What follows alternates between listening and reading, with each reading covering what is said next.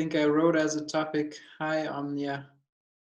I wrote as a topic the power of silence. And maybe some of you know Ramana Maharshi. He was one guy sitting on a mountain in the south of India, and he was like I think thousands and thousands of people came to him in Tiruvannamalai, and I don't know, wanted to hear his message or just be in his presence and so on. He didn't consider him a guru or teacher or anything. It's just people came, and he went there because he fell in love with that mountain.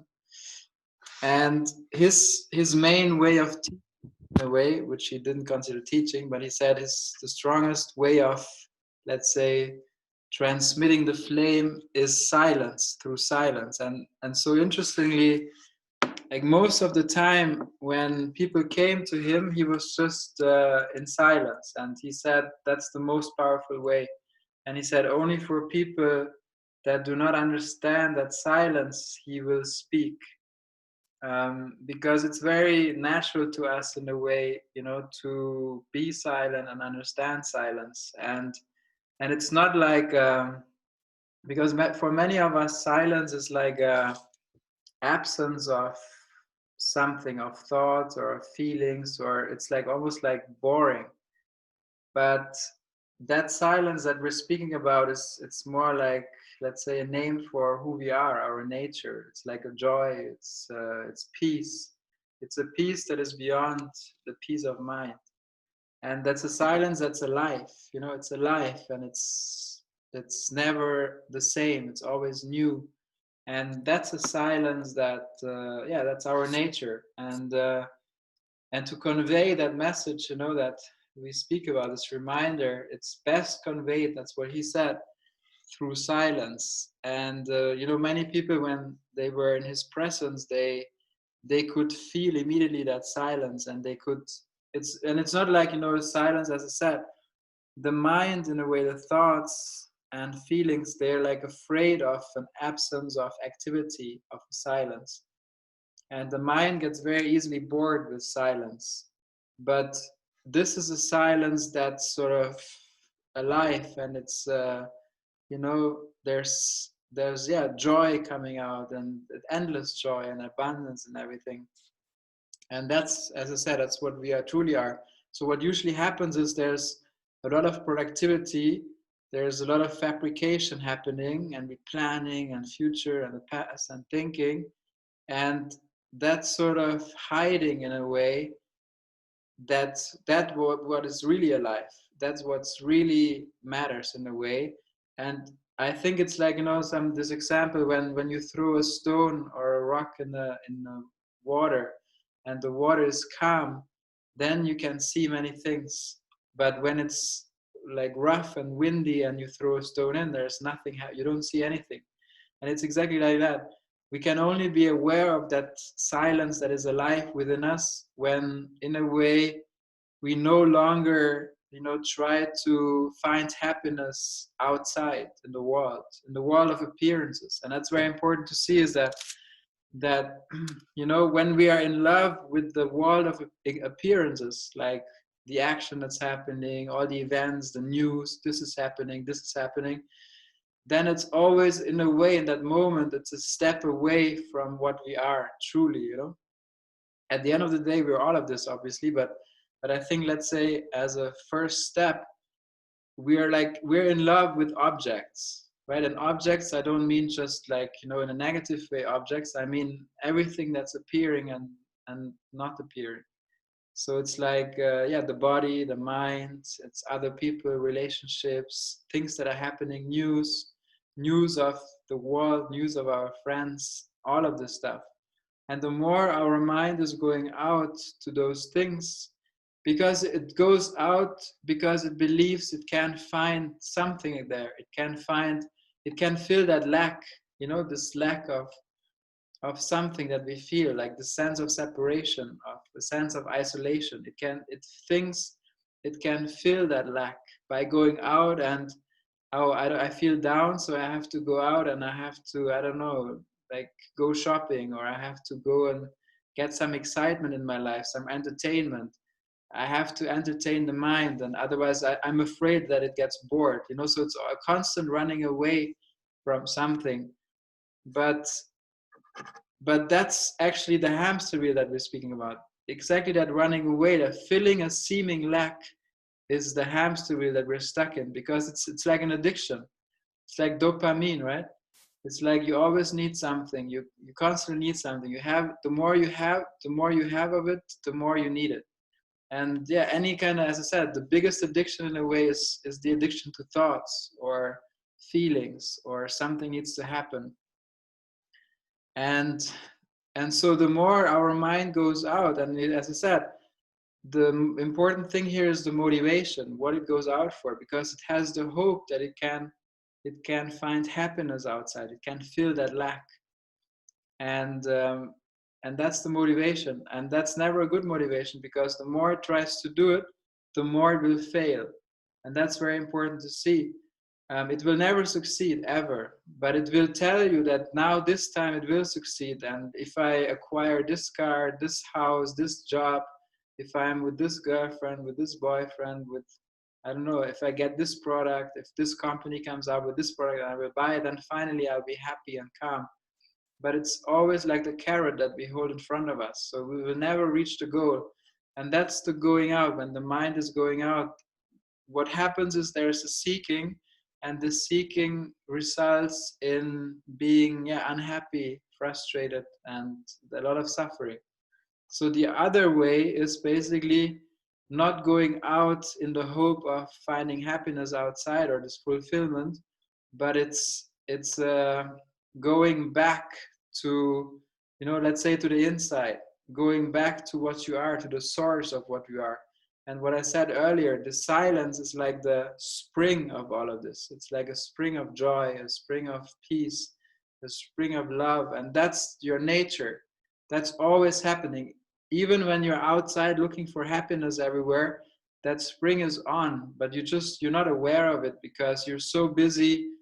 It's like, you're in paradise, but you think, you produce a thinking, a belief that you're in hell, and you try to get out of hell in a way. But the more you try to get out of hell, the more you make hell real, and the more trouble you will have. You see, it's a paradox, and we don't see that.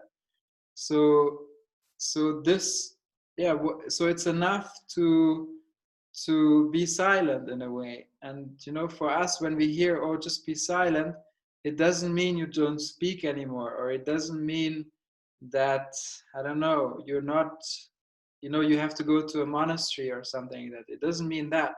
It means you can be on Times Square in New York, and super busy and a lot of traffic, and you are at peace with yourself, because your senses are no longer, they no longer have the hope to become happy by being at Times Square, by being in a desert, by being in a beautiful, beach, because you know that your home or your happiness is who you are. It's not just within you. At the end of the day, there's no within or without, but it's just you are that happiness, you're that spring. And as I say, like, in a way, the perception, the hearing, the touching, the seeing, and the smelling, and so on, it always goes out to in the hope to find happiness. But when that sort of stops, happiness comes when the reaching out in order to get a better future stops, and you arrive. And that's where happiness is taking place. And like, sometimes we think that, let's take an example. So you think a product or a person makes you happy. So you say, look, now I met this person and now I'm happier, or now I bought this product and I'm happier now. But what actually happens is, let's say you had a desire to meet this person, or you had a desire to purchase that product. And what happens is you have a desire, so that's the seeking, and you don't feel complete or fulfilled. But then let's say you acquire a product, but it's not the product or this person you meet that makes you fulfilled, but it's that moment when the seeking stops, when the desire stops, meaning you have the thing. So the cause of this happiness is not the product or this person, but it's the desire stops. You see, because it has arrived. But then it doesn't take long that the new desire comes, and then the seeking starts over. So it's not, it's essential to see that the happiness is not derived by acquiring a product or by being with a certain person, but by letting go of a desire. And so instead of like acquiring constantly certain objects and people and then realizing, no, it's not good enough, I need to go on, you see that by letting go of any desire, you are basically drawn back to what you are. And that's a letting go of desire. And it's important not to confuse, because what we're talking about here is like the true desire. We're not saying in a way like let go of all your goals, let go of life in general, and we're not talking about that. That would be a level confusion. So let's say there's the movie and there's the screen. So we're not talking about the movie here, right? Because many people, when they hear the message say just be silent, they would think, oh, you have to mute the sound of the movie and then nothing is happening. We're not talking about that. That would be like the level confusion, and you would need to go to a monastery to find peace. But we're not talking about that at all, because what we're talking about is the movie is happening. So this life is happening. There's goals, there's seeming purpose, there's people doing stuff or whatever. But that peace that you are is not to be found within the movie, but it's the screen. You see? So it doesn't mean that Benjamin or George or whoever has to change something in their life to the outside, but it's just to see that you're not to be found in the movie, but that you're the screen. And you're the screen, meaning you can't be seen, you can't be touched, you can't be heard within the realm of the movie. You see, that's very important to see, because as I said, that's a huge confusion. That it's in a way an evolution, because you take yourself to be that individual entity, and then you take, oh, silent, I have to be silent. Then you think about, oh, what should I do? How can I get to be more silent? But you do it as Benjamin, as the action figure, which is in the movie. But that doesn't go anywhere. See, it's important to see that what you are is that silence. So when we speak about the silence, that silence cannot be found within the movie. It's the screen. It's an attribute, if you will, in this analogy of the screen. It's the silence, it's the joy, it's the peace. Benjamin has no peace, it has no love, it has none of that. It's just an object, it's just an appearance on the screen. And that's really important to see, because what we try to do when we hear this, first we're like, oh, I have to be silent, I have to have this this certain look, and people need to look at me in a certain way, and I have to come across like this. That's like working on your reputation. It doesn't go anywhere. Like that peace or the silence we're speaking about is already there. You can't achieve it, and you can't lose it. You can't gain it, you can't lose it. It's there, like everywhere. You see? So that's why we sometimes say you can't do anything for it, because it's already there.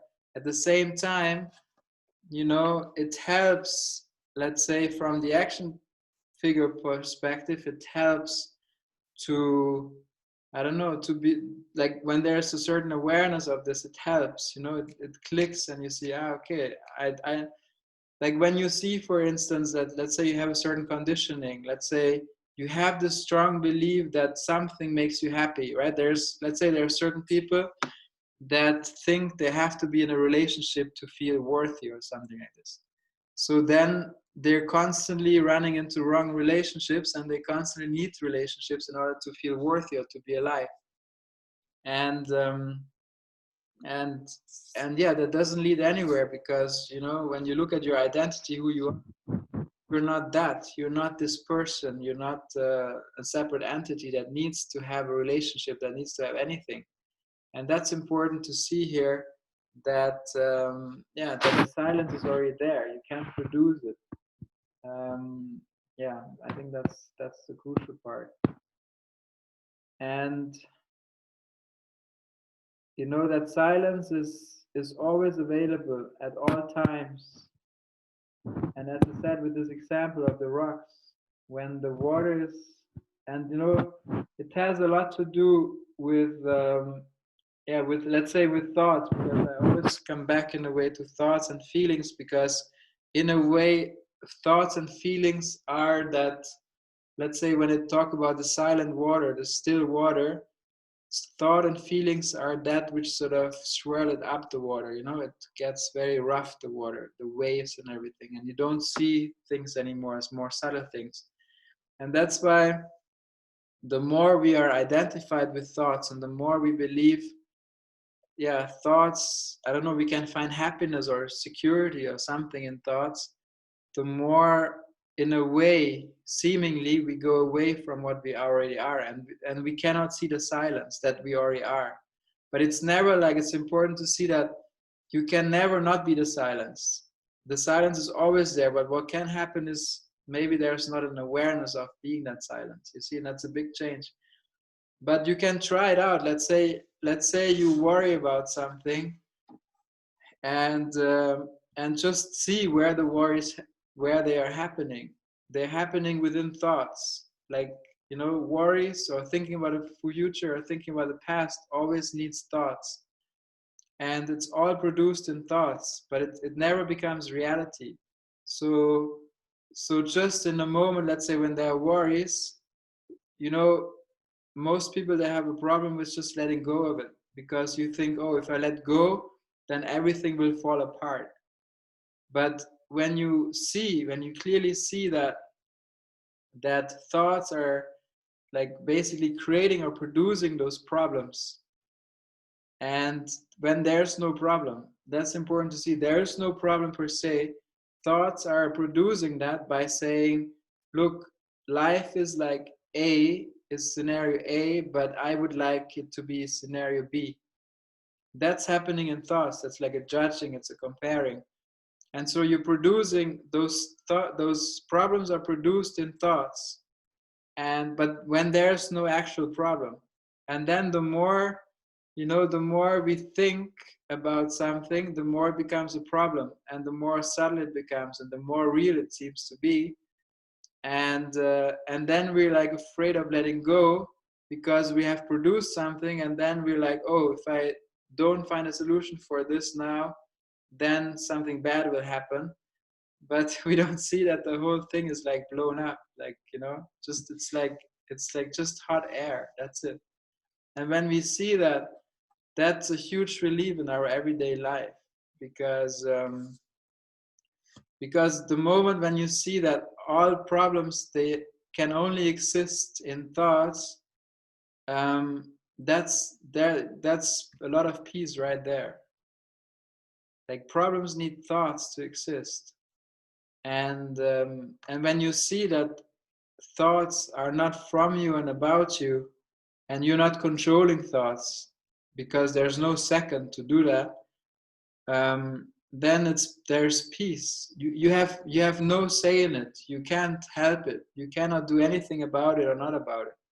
And that's, you know, to the mind or to the thought system, it looks like giving up.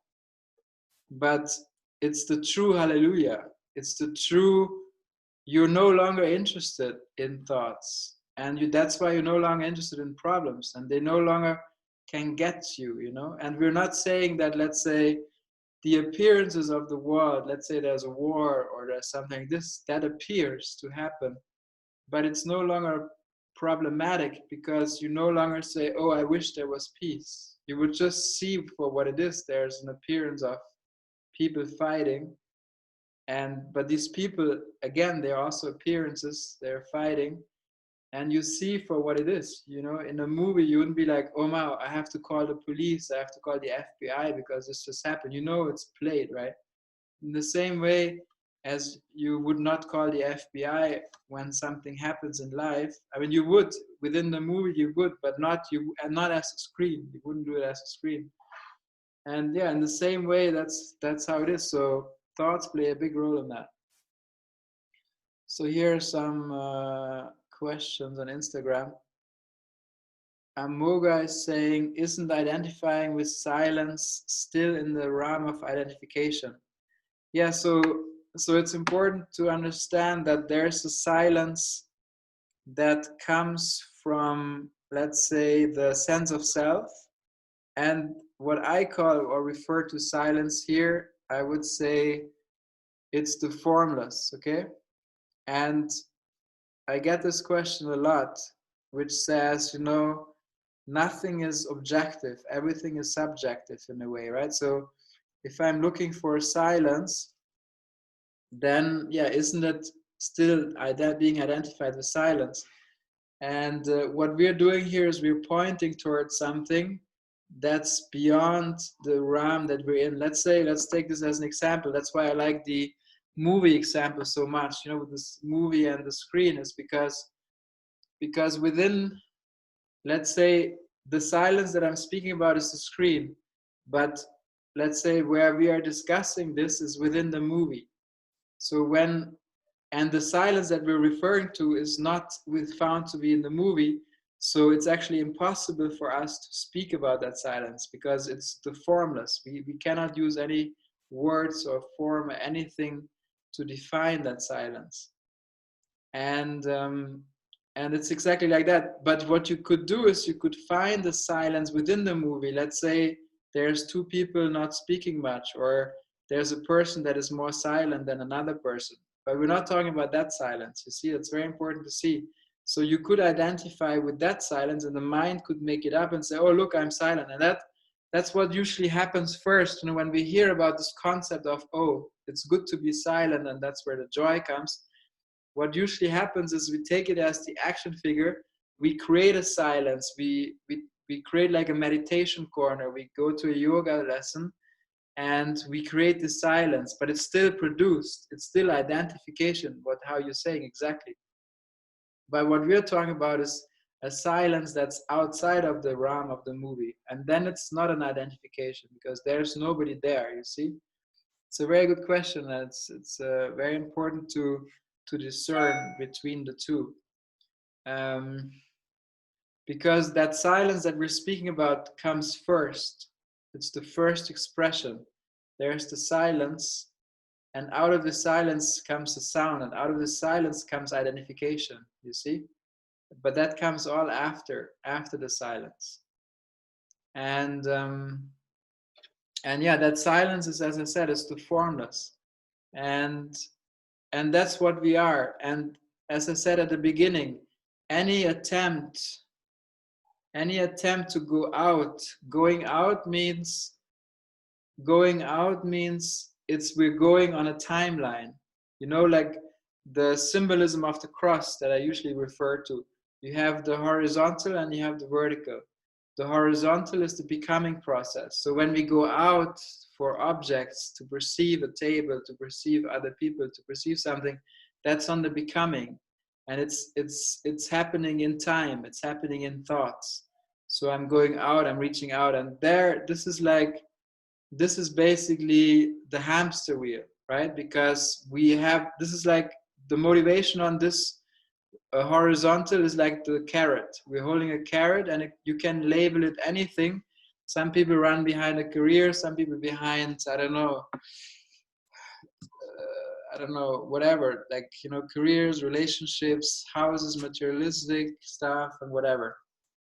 But anything, it can be even like somebody who has a depression can run behind becoming healthy, or like somebody who's healthy can become or run behind, I don't want to be sick. Anything, it could be anything, but that's the becoming.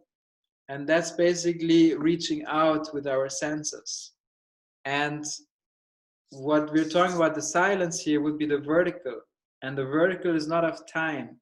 The vertical is always accessible at any time, at any given moment. And that's what we're talking about. And that's pure joy. That's our nature. And that's happening. That's already so. Like, when we speak about enlightenment or liberation, we always think that I, as Benjamin, or you, as George, you have to become enlightened and one day you can achieve it. But it's not like this. you as this action figure that is part of the movie can never become the screen, you see. That's important to see. And that's, this simple analogy is in my eyes showing, like, yeah, one of the biggest fallacies in all of this. It's like, you know, whenever we look at even spirituality of who we are or anything in life, we always look at from a certain starting point that we pre-assume, and then we look for the solution for that after, but only what it comes after. And it's a very rare ability, let's say, to be able to question the status quo that comes before. And in my eyes, you can find solutions for many problems when you go after a certain presupposing, and you can go to many workshops and meditate and do yoga and everything, and you can find solutions here and there, become a bit better. But ultimately what you're doing is you strengthen the illusion of being separate with every activity and every step. The most, let's say, in a way effective that can maybe save you years of seeking is to go back in that chain. It's like, you know, this example, I cut it very short, this story. It's an amazing story when it's in the long version, but I cut it very short. Somebody approaches his friend and he says, hey, you know what? Your wife is cheating on you. And then he says, oh my God, that's crazy. I can't believe it. And then, you know, he becomes nervous. He doesn't know what to do. And he tries to find solutions on that presupposing that his wife is cheating on him. And he cannot, right? He's like just out of it. He can't find a solution. So cut very short the story. Ultimately, he's not even married. But what he's doing is he presupposes, because his best friend approaches him, he presupposes that he's married, and then his wife is cheating on him and he's trying to find a solution. And that's exactly what we're doing every day, all day.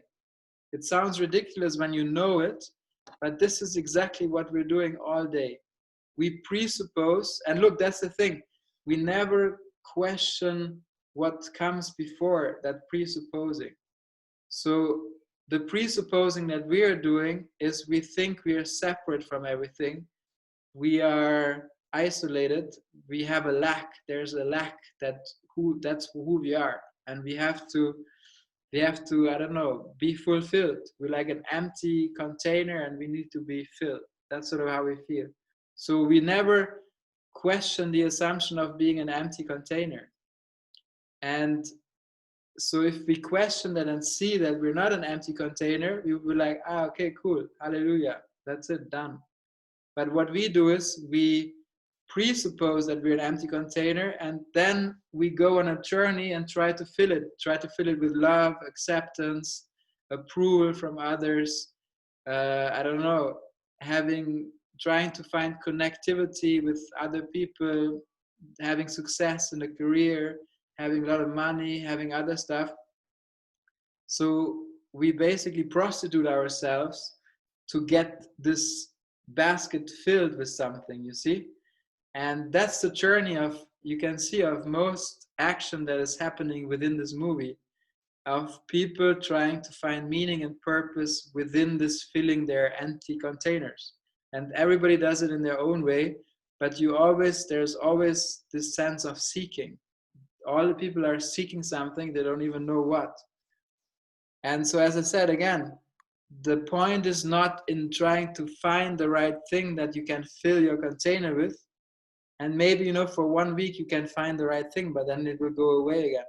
But the point is to question whether you are that empty container that needs to be filled. And when you sincerely look for that and really examine it like fully, with full attention, you will see after a very short time, and sometimes in no time, that you're not an empty container, that you are everything. You are that in which this empty container is appearing, you see? And so in one scenario, if you believe you're an empty container trying to be filled constantly, you feel like life is a fight. It's a constant struggle. And on the other hand, when you see that you're not that empty container, life is hallelujah. There's nothing to be done. Nothing, it doesn't matter, no person that you meet, no activity, nothing can make you more complete because you already are complete and perfect. You see? And that's the whole dilemma that's happening. And that silence that we're speaking about, the power of that silence is to be aware of what you already are before you presuppose something. So the dilemma is not that there's not enough solutions to problems, but the dilemma is not to see what we are, who we truly are. That's the dilemma. When you understand that, all of your energy that you used to use to go out and try to find the solutions and try to fill your empty bucket, all of that energy will reorchestrate. And you, like, let's say if the flashlight was, or let's say if the spotlight was put out to the wall and objects and all these exciting lights and all the stuff that's moving, if you turn them around and turn them in and look at what is presupposing this, who you are, when you take that energy, because it's a lot of energy, you put that back inside, then the solution is super simple. It's super easy. But yeah, for most of us, this is like a big step, because what happens is we're so obsessed and so identified with that world of objects, and that we really think our purpose and our happiness can be found there, that it's like very, very hard for most of us to let go of that. And we think we will lose, because we think in a way we have, fabricated already some success. And if we now let go, everything will fall apart. But actually it won't fall apart, but it will fall into a place. And that's what we don't see. So yeah. And once we see that, everything was fabricated on hot air, basically, or thin air, then it's very easy to let go of this, because we're the least interested in any of that. So Amoga is saying, but how can this presupposition exist when it's not real? Yeah, it's not real and it doesn't exist, you see? Because it only exists, it's this presupposing is happening within the realm of the movie. And it would be like, how we said last time, imagine you are dreaming. So let's say someone is lying in bed, they're dreaming, and this presupposing is happening within the wall of the dream. It's happening within the movie. So if you ask yourself, why is this happening, or how can this exist when it's not real? It's happening within that movie. And that's what we say. Some people say, yeah, wake up. Exactly. When you're awake, you see that was just happening in the movie and you don't care, because it's not really happening. So this presupposing is not really happening, you see? It's just an appearance. It's a presupposing. But that's why what I'm saying is, you, who you really are, can never be touched by any of that. So that's why the good message is, there's nothing to worry at all. Zero. That's very important. That's the starting point. Be what you cannot not be. You can never not be what you are. That's it. And that what you are is peace, joy, love. You may not be aware in the wall of the dream, because this here is that dream, is the movie. We forget that, right? We think, oh, I'm real here, Benjamin, I'm real, and everything else is fake. It's not. This is part of the fake. This is part of the dream. So presupposing is happening here. Oh, I'm Benjamin, I'm separate from everything. Oh my God. You see? But that's just like a drama in the movie. It never becomes real. So what you are is the only real thing. That's what you are always. You can't help it. Look, how beautiful is that? How beautiful is it that you can't help anything that's happening or not happening. You can't help it. Like, it would be a very arrogant, like what this sense of self does all the time is blame God. It's like blaming God about, I have my life in my hands, in my control. I can control, what I do, how happy I am, and all this stuff. You cannot. As this action figure, zero control. Like zero. There's no control at all. And that's, for the sense of self, that's the worst message ever. But for who you are, that's the best message, because you can't do anything. You know, you don't need to find a purpose, you don't need to find your passion, you don't need to do anything in this life, because there's no second here. If there were a second, if you were there and the world were there, you could do everything. But that's what I'm sort of, you know, putting out there. Is that really the case? Are there a second? Is there a second one? Like, non-duality means not two, it means not a second. That's exactly it. So, you know, all your problems that you seemingly have, they come from the standpoint of, right now scenario A is happening in life and I wish scenario B was there. That's the cause for most of the problems that are around there. So when you see that that's just a thought that wishes it was like this, when you see that there's no second that can stand out or like away or separate from the world of what's happening, then there's no problem at all. And that's a very easy solution. And but what, you know, the thought system doesn't like that, because it's too easy. But that's reality. That's the reality that is out there. And yeah, and that's where the silence comes from. So yeah, that's it. You know, that's basically the story of silence. Here's a question: can there be a second when there is not even the first? Yeah, as I said, there's no second, and that's why, in a way, you can say there is a first or there's not a first, but there's only one. Like, you know how I say sometimes, this is the wall of separation, or let's say like this is the wall of separation, this is oneness. So here would be one, here is awareness, and this whole thing is the formless. And so all of these, you know, awareness, oneness, and separation is basically part of the formless. It's an unfolding. It's not a real thing, but it's an unfolding. And you are not separation, you're not oneness, and you're also not awareness. You're like all of this, and all of these are unfolding. So all of this is happening, and you're none of this. So yeah, that's basically it.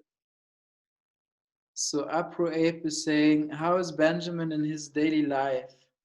I mean, do you operate identically to how you did before the apparent awakening? Do you take initiative? Do you go along with any decision and plans someone else is making for you or for the group you are in at a given time, for example? So yeah, that's a good question. So as I said, Benjamin is an action figure in that movie, like all the other action figures, right? And there's a script for Benjamin, and Benjamin is, you know, is just acting according to the script. Did anything change before and after? Some things maybe yes, some things no, but it doesn't matter at all. Like, you know, you would only be concerned with the story of Benjamin if you believed you were Benjamin, or if you believed you're like Apro Ape. You know, otherwise you would be least concerned about this action figure in the movie. Zero. You're only concerned with it because you think you're one of the action figures, and you're concerned about the outcome of the movie, right? You'll be like, okay, should I get enlightened or not? Okay, if I get enlightened, how do I know I'm enlightened or not? But what I'm saying is, you're not this action figure. You know, you don't have to be worried about this action figure, about Benjamin, or about your action figure. Is there something, however, funnily, if, let's say, if you try to change something from the point of the movie, from the action figure, it's basically impossible to change anything. But funnily, when, let's say, when you have seen or waken up to something, and not as Benjamin, but when you have seen through, let's say, the illusion of this, then in a way Benjamin is more lighthearted, you know. It's not taken seriously anymore, and it's, I don't know, it's going smoother, easier. But that's the point of view from Benjamin, you know, but there's no big change. And I think the most important thing is not to worry about it. But it's very important to see that it does not mean, you know, it does not mean that all of a sudden Benjamin or someone else is walking in a different way, or is always nice now to everyone, or is not is being submissive to the people around. Not at all. That's what we usually think, right? We think, oh, if I think that there's no control and I give up on anything, then everybody's gonna come and make use of you. Not at all. It's the opposite. You know, in a way, it's everything becomes much clearer, and you no longer do anything to please anyone, or you no longer, I don't know, you no longer think in gain and loss, or you no longer, you know, I don't know, yeah, use others, or you're being used.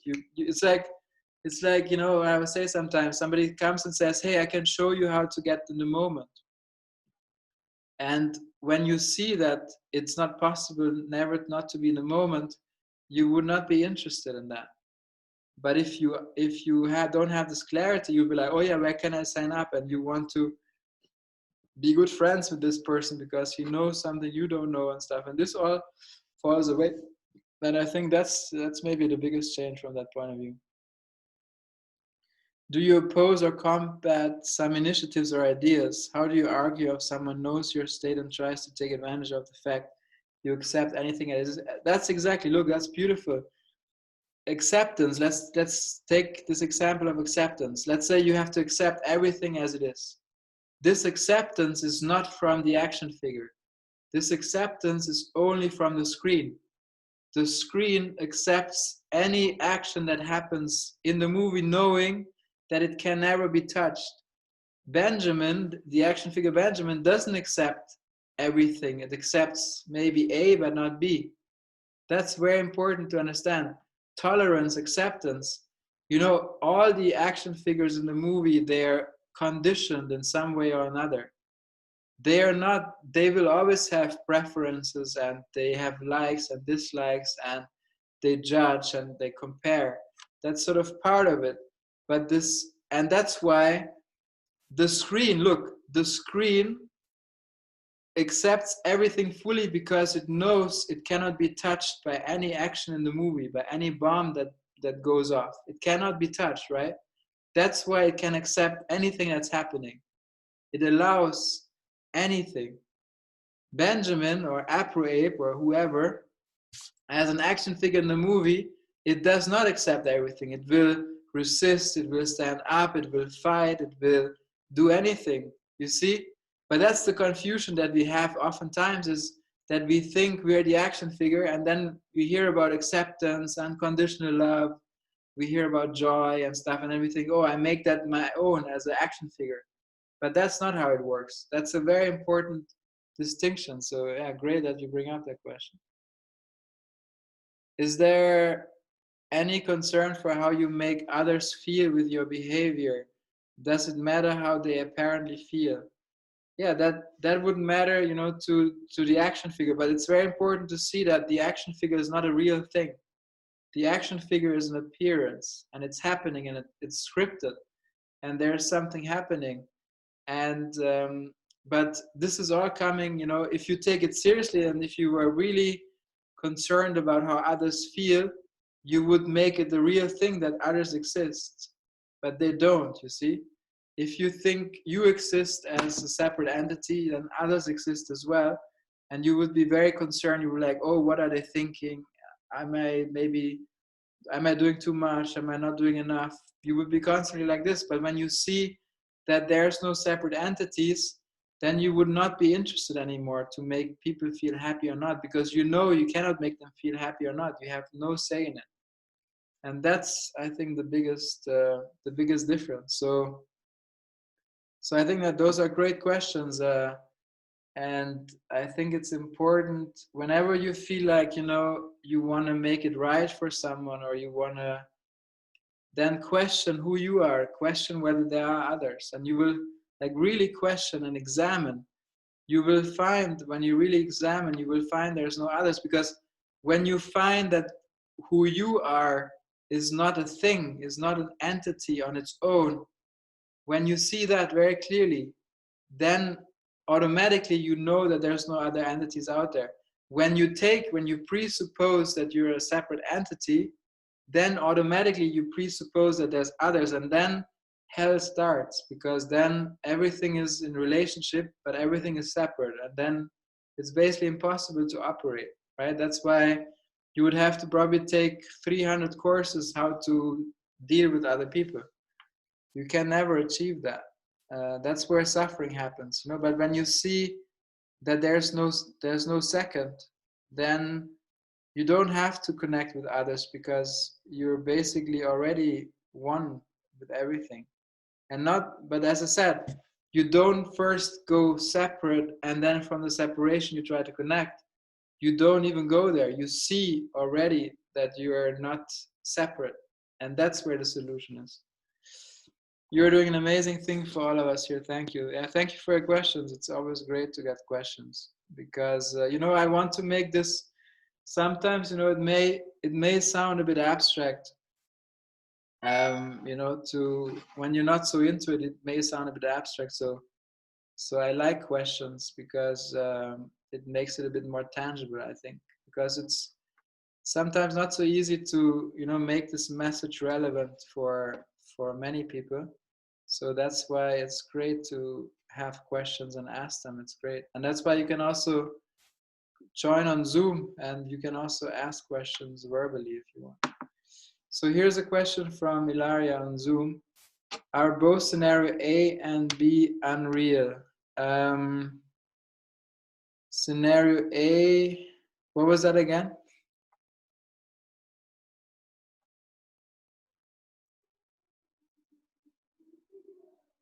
Shall I speak? Yeah, Probably I can ask you. Yeah. So let's imagine that scenario A is the one, let's say the forms, right? All the things that appear. And scenario B is the word that I'm thinking. So the word made up from my thoughts. So does it mean that both of them do not actually exist? Or I don't know, the dreamer, I mean the person who sleeps, and also the dream, you know? So we have two dimensions. So basically both of them are not real. Is it correct? So you have the person that's sleeping, and so in this dream analogy, and then there's a dream world. So within that dream, Yeah. it's sort of the Maya, the illusion, and it's the form. That's the Yes. creative form. Yeah. And in this Yes. analogy, the one sleeping, let's say in this analogy, would be the screen. And Yeah. in this analogy, I mean, it's just an analogy which has limitations, but in this analogy, I would say the one sleeping is the screen. So that's the only real Okay. Okay. in this Yeah. analogy. Okay. Yeah? Yeah. Okay. Yes. Thank you. Okay, cool. You're welcome. Um, yeah, are there any other questions or comments? So, you know, those sessions that we do here, like, you see, like, most of the time, most people, let's say, we are like, we forgot who we are. And so these meetings, those pointers here are there to point towards something that's always there, that's who you are. And yeah, to point towards that, to see that we're actually dreaming something, and in this dream, in a way, we're suffering. And it's to point that this suffering or this dreaming that's happening is not real. And that's just pointing towards that. And that what we are is, as I said, it's complete, it's perfect, it's joy, it's love, and that's that silence. And there's nothing that could make it better, nothing that could make it worse. It's nothing that that you know, can destroy it, and it cannot be produced. And yeah, there's nothing missing, and nothing needs to be added on. And that's just to give you a glimpse of that. And and that you can find, you know, you cannot find in the shopping mall, or you cannot find in your iPhone, or you cannot find it in an event or in a club or anywhere. But if you, let's say you're looking for it, you don't use your senses and go out, but you know, you maybe you retreat your senses and they come back, and the source is, you know, sort of, you know, doing its thing, and it's flowing. And so it's that silence is, you know, it's not even inside or outside. It's that's the nature. It's like when you go at the substance, you know, you go back to the substance of what everything is made of. That's what you are. And that's beauty. And it's not something that's made up. You know, some people, when they hear that message, they try to produce a peace, or they try to produce a joy, or they try to produce a spirituality. But that can be destroyed. Whatever we produce and fabricate can also be destroyed. But it's what we're talking about here is beyond something that comes and goes. So thoughts come and go, feelings come and go, bodies come and go, energies come and go, and something which is not a thing at the end of the day does not come and go. And that's what we're pointing at. And so look at that thing which is not a thing in you, that never appears or disappears. You know, that's like the only constant in your life. And that you cannot perceive, you cannot see it, you cannot hear it, you cannot touch it, you cannot taste it. You can only be it. And yeah, and you cannot become it, no matter how much you try. And that's where peace is. And yeah, and that's basically it. So here's one more question. Sri Ram is saying, this world exists even after I die. So it is getting difficult for me to realize that I am everything and everything in me. How do you get to a stage or realize that I am consciousness is everything? So it's interesting. Let's look at that statement, because it says this world exists even after I die. So in a way, the statement is saying that I am the body, right? So there's an identification with the body. So it says when the body dies, the world keeps existing. But in a way, it's right and it's wrong, because what you are is not a thing, is not this body. You are, and even the world is a thing. So what you are is that which comes before all of, which becomes, you are that which comes before the world and before the I. So let's go back. You can experience it actually every day when you wake up. So let's say in deep sleep is like the formless, okay? Deep sleep, there's no objects, nothing. In the dream world, yes, but not in deep sleep. Then what happens in the morning? First, what happens is, like consciousness is there, let's say, which is the deep sleep. And then within you, within conscious, like, look, that's important. Within you, and you means consciousness, the world comes into existence in the morning. It's not there yet. When in deep sleep, there's no world. So in consciousness, the world comes into existence within consciousness. And within the world, this I, the separate I, comes into existence. You see, so it's born every morning, or you could even say every moment. And so the belief that we are a body that is born and that dies, then of course we would believe, oh, that's it, you know, at some point I was born, I was lucky enough to be born, and then I will die, and I know the world will exist later. But you know, if you ask me, um, yeah, what I see is that what we are is consciousness. It's not a form. That's the thing. It's a screen, right? The screen in this movie analogy, and the world would be the movie that is played within the screen. So, so if you, as a body mind, do you know you will exist even after I don't know, after the body is gone? No, you don't, because you are fully the body, and when the body is gone, you're not it. But yeah, as I said, you're not the body, and when you realize that, when you're not the body, that consciousness is not a function of the body, but the body is within consciousness, then you can understand that, I think. So you see, it's a few assumptions in that statement that it's worth questioning. Then an understanding will come. So that's what I think. So anyway,